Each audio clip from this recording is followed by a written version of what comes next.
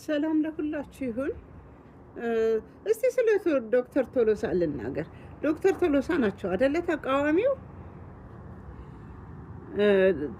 ዶክተር ለማ መገርሳ እንኳን ካባ ለብሶ መጡ። እሺ እሱ ልቶ ዶክተር ቶሎሳ አሁን ያደረጉትንም የማላቅ መስሏችሁ ነው? ካውንስሉን ሄደው ካውንስሉ ጋር ካውንስሉ ደጅ መቅረብ መድረስ የነበረባቸው ናቸው። በመጀመሪያ እኔ ነኝ ካውንስሉን የምቃወመው። እኔ ካውንስሉ ተቃዋሚ ነኝ። ይሄን የምታውቁ ይመስለኛል። ካውንስሉ ራሱ ያውቃል።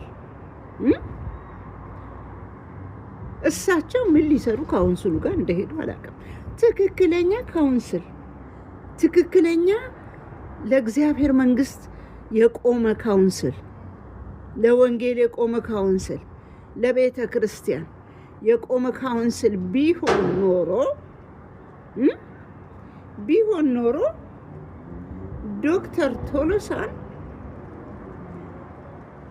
ለሆነ ላልተወሰነ ጊዜ ከአገልግሎት አግዶ ቁጭ ያደርጋቸው ነበረ በሰሩት ጥፋት። ኦኬ፣ ይሄ ነው።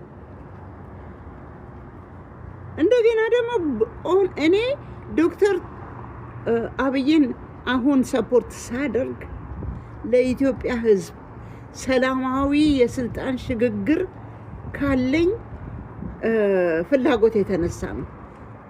በሰላማዊ ምርጫ ብቻ እንዲሆን ስለምፈልግ ነው እንጂ ኦሮሞ ተመረጠ አልተመረጠ፣ አማራ ተመረጠ አልተመረጠ፣ ጉራጌ እንዳልኩ የፈለገው ይሁን በሰላማዊ ተወዳድሮ የፈለገው ተመራጭ ስልጣን እንዲይዝ ስለምፈልግ ነው።